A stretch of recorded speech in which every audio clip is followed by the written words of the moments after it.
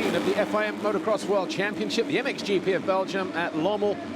Jorge Prado grabbed his 18th Fox hole shot of the season, but around the mid-pack, Jago Geerts, the home favourite, fell, and he would pick himself up right at the back of the field and have to put on a heroic charge to get himself back towards the front.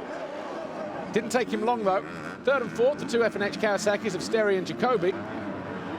Valandren fell. Eventually, he came home in 7th position.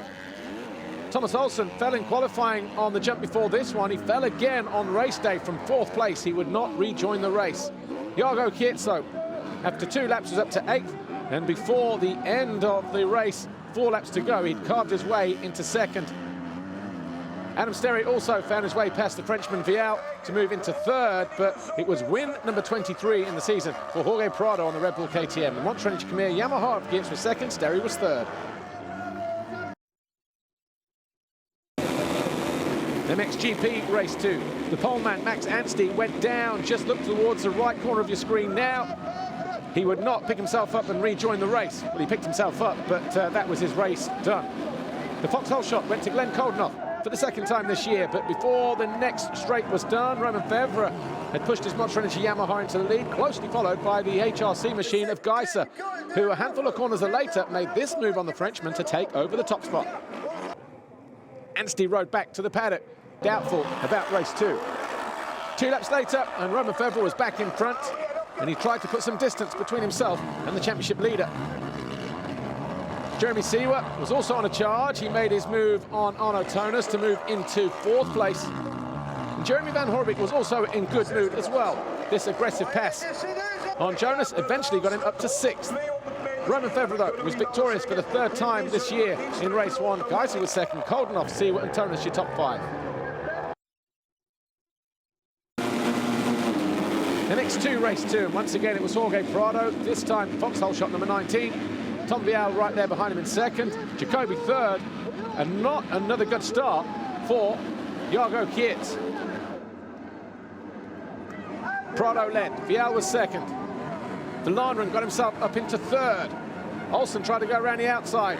A few positions further back, Watson and Geerts. Geerts, though, around the outside of both the F&H Kawasaki's. First, it was Sterry and then Jacoby, and then he passed 2 riders in the same corner, Ben Watson and Calvin Valandren, as he moved up into 4th place. He then passed Vial to move into 2nd late on in the race, and it looked like it was going to go 2-2 for 2nd overall. Valandren made a move on Vial as well to move up into 3rd. Watson followed through in 4th. Vial was now in 5th place. Henry Jacoby fell. His teammate ran into him, couldn't avoid him. Sterry came home in 6th. Jacoby was 12th. 3 laps to go. Heartbreak for the Belgian fans and Jago Geerts. His machine expired. His chance of a podium at home were done and dusted in the blink of an eye. But Jorge Prado, race win number 24, Grand Prix victory number 12 in a row, 13 for the season, and 11 double moto wins now in the season for Prado. 2nd overall, Valandren was 2nd in the last race and 7th in the first race. Watson a 5th and a 3rd on the podium for the first time. Prado now 124 points clear of Olsen. Vial back up to 3rd. Geerts pushed down to 4th. 4 rounds to go, and Jorge Prado has one hand on the World Championship trophy. I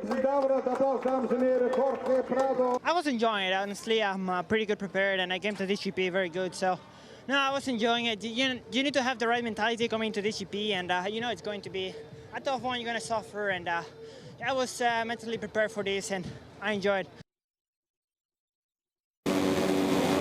MXGP race 2, Max Anstey did line up, and he made a great start as well, just around the outside of his teammate Monticelli going into the turn, but it was Tim Geiser with Fox hole shot number 7.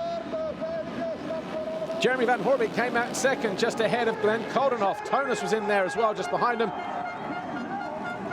And Anstey up the inside on the number 99 was in no mood for messing around, and he played his cards early. The standing construct KTM nudged aside his teammate Koldenoff, and then went around the outside of Van Horbeke and was quickly into 2nd. He then set his sights on Geiser. And 4 laps later, the Brit was through into the lead.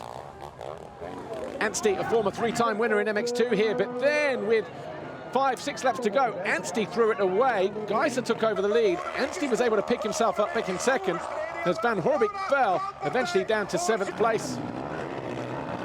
3 laps to go. Anstey on the 99 rode around the outside of Geiser to take his first ever MXGP race win, but it could have been so much different had he have finished race 1. He was frustrated with that. Geiser came home second, Koldenoff third, Febvre and C were your top 5, and it was Geiser on the podium.